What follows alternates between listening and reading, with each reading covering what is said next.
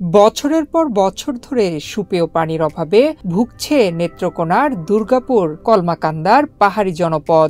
সমস্যা দূর করতে বারবার নানা রকম কাগজে পরিকল্পনা গ্রহণ করেছে জেলা প্রশাসন। সেসব পরিকল্পনায় ছিল গভীর নলকূপ স্থাপনের আশ্বাস।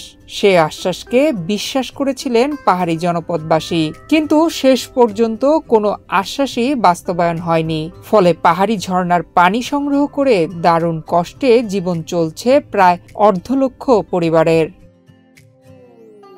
প্রাকৃতিক সৌন্দর্যমণ্ডিত নেত্রকোনা জেলার পাহাড়ি সীমান্তবর্তী ২ উপজেলা দুর্গাপুর ও কলমাকান্দা পাহাড় ঘেরা এই জনপদে বিভিন্ন জনগোষ্ঠীর বসবাস। তারা পাহাড়ি ঝর্ণা থেকে নেমে আসা ছড়া থেকে বা তা থেকে বয়ে আসা বিভিন্ন জলাশয় থেকে সংগ্রহ করেন খাবার পানি। সেই সব উন্মুক্ত জলাশয়ের পানি নানা রকম দূষণের কারণে সুপেয় হয় না। কিন্তু সুপেয় পানির বিকল্প কোনো ব্যবস্থা না থাকায় লোকালয় থেকে অনেক দূরের এরকম অস্বাস্থ্যকর পানি পাহাড়ি জনপদবাসীর একমাত্র ভরসা।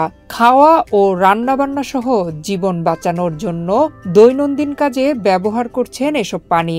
নামকাস্তে কিছু এলাকায় ২-১টি নলকূপের অস্তিত্ব চোখে পড়লেও বেশিরভাগ এলাকাতেই নেই কোনো গভীর নলকূপ।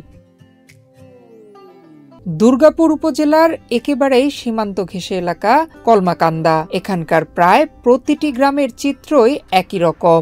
বিশেষ করে শুকনো মৌসুমে পানির হাহাকার চলে বেশি। তবে স্থানীয় কেউ কেউ বলছেন আসলে এখানে পানির অভাব থাকে ১২ মাস। খাবার পানি আমাদেরকে নিতে হয় প্রতিদিন, মনে করো ৩বার কিংবা ৪বার এরকম পানি লাগে। দূরের পানি তো নিতে নিতে কষ্ট হয়, যার জন্য বর্ষাকালে আমাদের আরো বেশি কষ্ট হয়। বর্ষাকালে নদীতে দল থাকে, আমরা পানি প্রয়োজন পড়ে, আমরা পানি তৎক্ষণিকভাবে পাই না। তখন আমাদের কি হয়, কষ্ট হয়, দাঁড়িয়ে থাকতে হয়। নদীর দল যখন চলে যায় তখন আমাদের আবার গর্ত করে পরিষ্কার করতে হয়, পরিষ্কার করে তখন আবার আমাদের পানি নিতে হয়। একজন দুইজন করে একবার আসলে পরে সিরিয়াল করে দাঁড়ায় থাকতে হয় পানির জন্য। একজন নেওয়ার পরে আরেকজন, একজন নেওয়ার পরে একজন। যেমন কলমাকান্দা উপজেলার চন্দ্রডিঙ্গা এমনই আরেক দুর্গম অবহেলিত জনপদ। এখানকার অনেক বর্ষিয়ান মানুষ সুপেয় পানির জন্য একইভাবে আক্ষেপ করছেন। পানির ছড়ার মাঝে নদীর মাঝে গাড়া খুন্না পরে হিচ্চা পরে লই আইয়ে সবসময় খাই।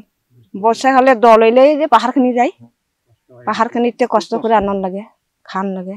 আমরা যে জায়গা থেকে পানিটা খাই এটা স্বাস্থ্যের জন্য কি আর সম্মত আর কি, জীবন তো বাঁচানো লাগবো, পানি তো পান করতেই হবে। তবে আমাদের বড়দের জন্য হয়তো এটা মোটামুটি ভালো, কিন্তু ছোট ছোট বাচ্চাদের জন্য এগুলো সমস্যা হয়। কারণ এখানে কিছু আয়রন জাতীয় মিক্সচার এবং পানির কিছু আছে, তো এগুলো বাচ্চাগুলো খাইলে হজম করতে পারে না, তখন তারা একটু পেটের সমস্যা হয়।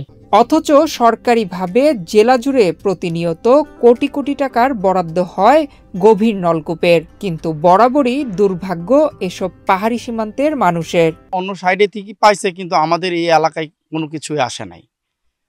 বিশেষভাবে পানির যে সংকট, যে নলকূপটা, এইগুলা কোনো কিছুই আসে নাই, বা দিছিল কিনা জানি না। তবে আমাদের এখানে আমাদের গ্রামে কোনো এইরকম কোনো কিছুই পৌঁছায় নাই।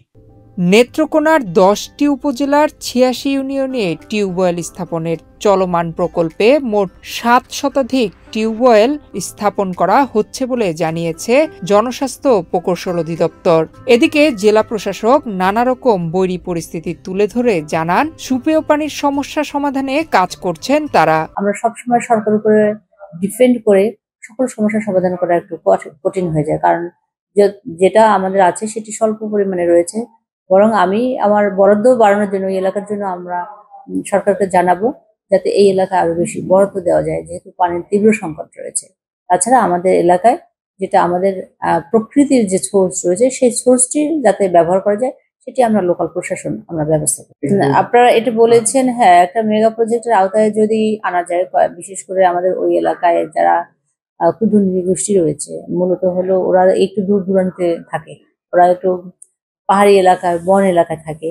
সেক্ষেত্রে আমরা এটারও একটা প্রজেক্ট আমরা নিব, যাতে ওনাদেরকে এই সুপেয় পানির আওতায় ভুক্ত করা যায়। নয়ন বিশ্বাস, বাংলাদেশ প্রতিদিন।